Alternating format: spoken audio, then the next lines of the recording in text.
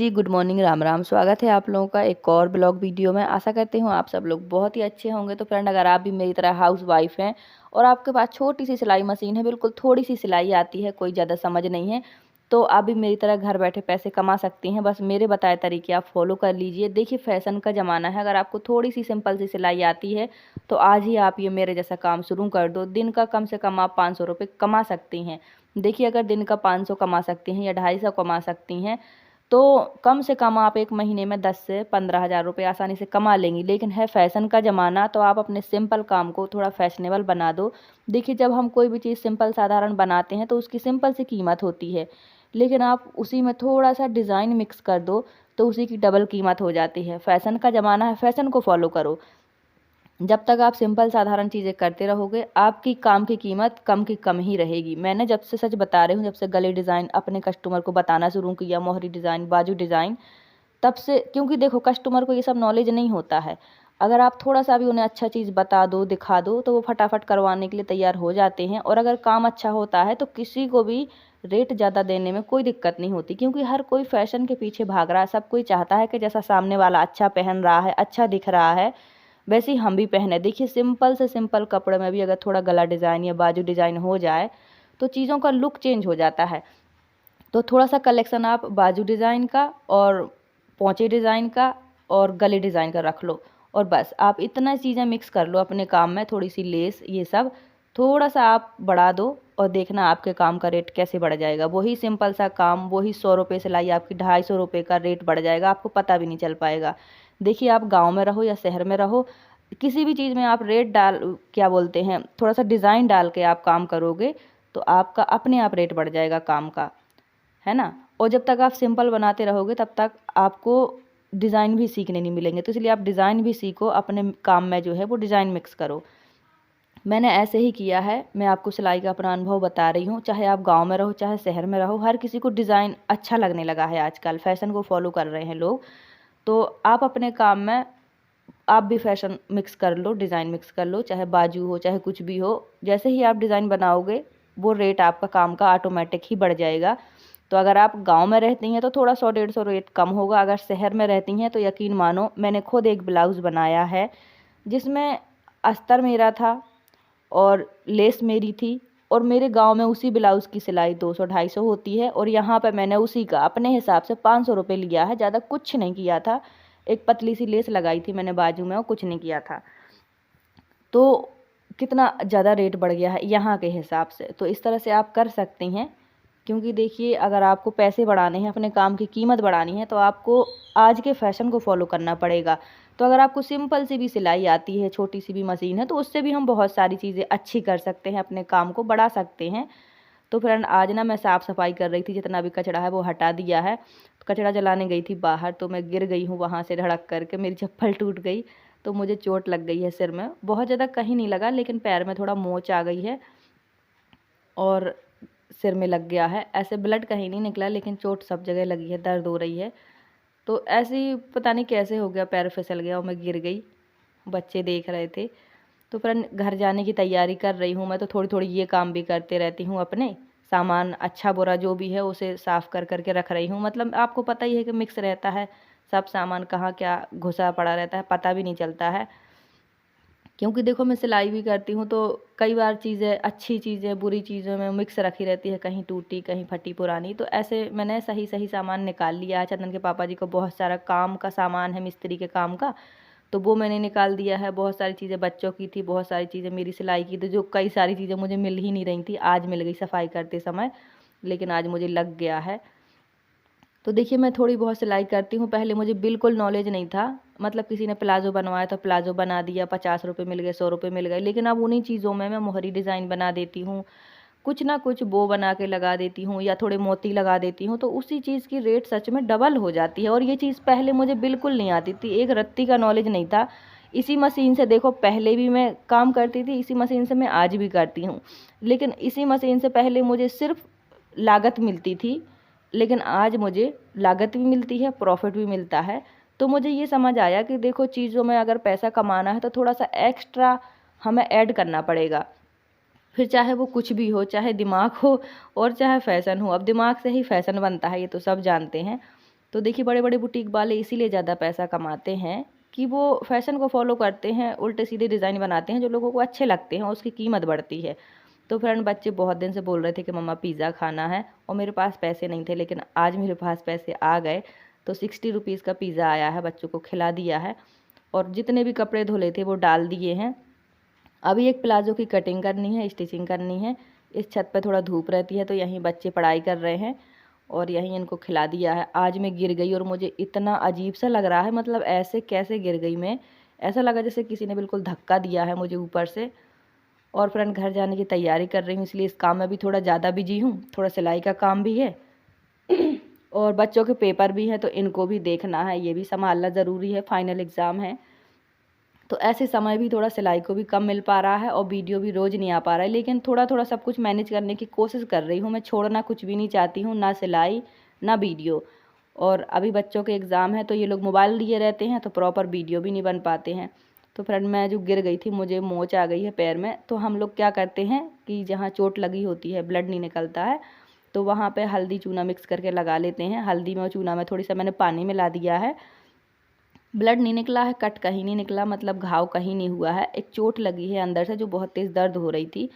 तो हल्दी चूना में पानी मिक्स करके थोड़ा सा इसका पेस्ट सा बना के लगा लेंगे, ये पूरा दर्द खींच लेता है और सूजन कम कर देता है। तो ये बहुत बहुत अच्छा है। अगर आपको ऐसा कहीं चोट लगती है कहीं भी हड्डी में, तो आप इसे लगा सकते हैं। आपको एक ही बार में आराम मिल जाएगा और 2-3 बार में आपका ख़त्म हो जाएगा दर्द, कितनी भी बड़ी चोट हो। लेकिन अगर घाव हो तो घाव पे मत लगाना, फिर ये जलन करता है। और फ्रेंड बहुत सारे पपी हैं पास में। अब इनकी आंखें खुल गई तो ये रोड पे भागते फिरते हैं दिन भर। मेरे बच्चे ने बचाते हैं, रोड के साइड करते हैं, दूध पिलाते हैं।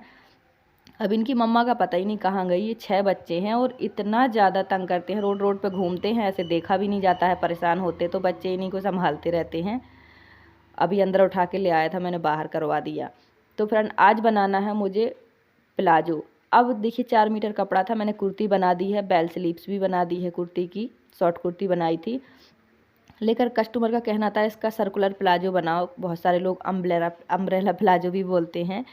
लेकिन देखिए कपड़े के हिसाब से हमें अपने काम करने होते हैं, कस्टमर को भी खुश करना होता है कि कस्टमर वापस ना जाए।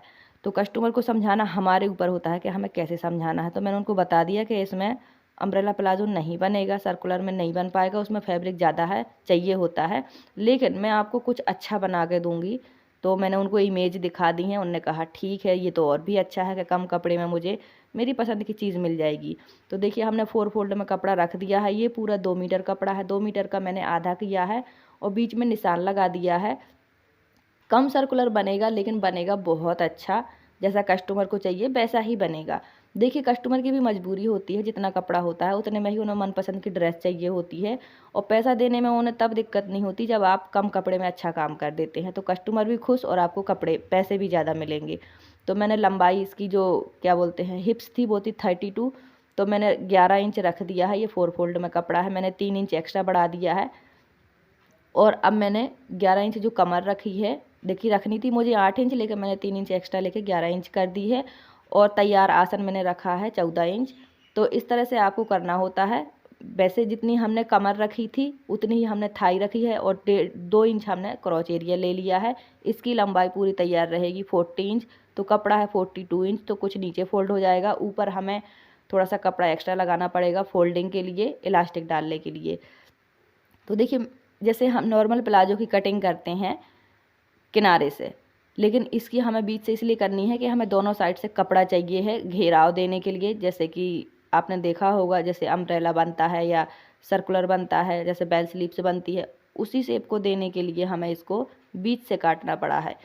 प्लाजो पैंट तो किनारे से ही कटते हैं, तो हमने मार्किंग किनारे से ही की है, लेकिन इसकी फिटिंग हमने बीच से दी है ताकि दोनों साइड से हमें जो हमारे पैर का घेराव है उसको अच्छी जगह मिल जाए। तो बीच से हमने मार्किंग की है, तो 10 इंच हमें इस तरफ मिल गई जगह, 10 इंच हमें उस तरफ मिल गई दोनों साइड। तो हमें ये इसका एक अच्छा घेराव मिल जाएगा। देखिए मैंने आपको बताने की कोशिश की है, लेकिन 90% आपको ये चीज़ समझ नहीं आएगी। मैंने 3 बार मार्किंग की है, सच बता रही हूँ। 3 टाइप के मैंने इसमें प्लाजो मार्क किए हैं, तब जाके मुझे एक अच्छा शेप मिला है, क्योंकि कम कपड़े में अच्छी ड्रेस बनाना बहुत मुश्किल हो जाता है। लेकिन हर काम को एक चैलेंज समझ के हमें करना चाहिए, इससे हमें बहुत कुछ सीखने मिलता है। अगर आज ये काम मैं नहीं करती, ये डिफ़िकल्ट काम नहीं करती, तो मुझे ये नई चीज़ सीखने नहीं मिलती कि कम कपड़े में मैं अच्छी चीज़ बना पाऊँगी कि नहीं। तो कम कपड़े में मैंने अच्छी चीज़ बना दी है, एक डिज़ाइनर चीज़ बनाई है, इससे मैं भी खुश, मुझे भी कुछ अच्छा सीखने मिला, मेरा कस्टमर भी खुश। अगर मैं इस चीज़ को छोड़ देती तो शायद मैं कभी ना सीख पाती।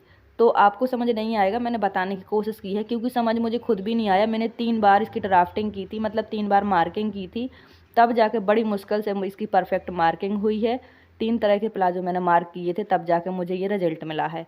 तो आप काटना कभी नहीं कपड़े को मार्किंग करके, बार-बार मार्किंग करके सोचो, समझो कि ये सही होगा कि नहीं होगा। अगर आपको लगता है कि सही नहीं है, तो आप फिर से मार्किंग करो, फिर से मार्किंग करो, जब तक आपका जो दिमाग है वो तैयार ना हो जाए कि हाँ ये परफेक्ट है, काटना चाहिए। क्योंकि देखो कपड़ा को काटने के बाद कोई ऑप्शन नहीं बचता सुधारने का, ठीक है। और कपड़ा छोटा हो जाए तो भी नहीं बचता है।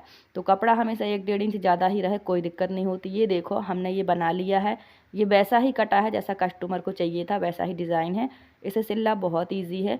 देखिए ऐसी चीज़ें बनाने के लिए इसमें जो हमारी मोहरी है वहाँ ज़्यादा घेर देने के लिए ज़्यादा कपड़ा चाहिए होता है, लेकिन इसमें कपड़ा सिर्फ 2 मीटर था, पर उनने जितना घेर चाहिए था उतना उनको मिल गया है। बहुत ज़्यादा तो नहीं मिला है, लेकिन हाँ एक अच्छी ड्रेस बन गई है।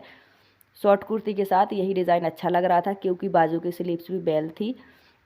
तो इस तरह से मैंने किया है। मैं बहुत परेशान रही हूँ इसको लेकर के, 2 दिन से सोच सोच के परेशान हूँ कि क्या करूँ क्या करूँ। 2-3 बार मैंने मार्किंग भी की है। मैं कभी भी कपड़े को काटती नहीं हूँ जब तक मैं बहुत अच्छे से संतुष्ट नहीं हो जाती हूँ, क्योंकि कपड़ा कट गया तो ऑप्शन ख़त्म हो जाते हैं। तो फ्रेंड इस तरह से मैंने अपने काम को चलाया है। कई बार मैं बहुत तंग हो जाती हूँ कपड़ों में, क्योंकि कपड़े बिल्कुल उतने ही होते हैं। मिडिल क्लास फैमिली के लोग देखो, उन जैसे नपा तुला कपड़ा होता है, उसमें डिज़ाइन चाहिए तो कहाँ से दूँ मैं। तो मैं कई बार चीज़ों में मार्किंग करती रहती हूँ, सोचती समझती रहती हूँ, यूट्यूब पे देखती रहती हूँ, फिर कस्टमर से पूछती हूँ, तब जाकर फाइनल रिजल्ट कटिंग का होता है। और मैं कुछ ना कुछ अच्छा करके देती हूँ तो कस्टमर भी खुश हो जाते हैं कि चलो कम कपड़े में, कम पैसे में, कम लागत में उन्हें भी एक अच्छा डिज़ाइन मिल गया है, वो भी अच्छा फैशनेबल चीज़ पहन सकते हैं।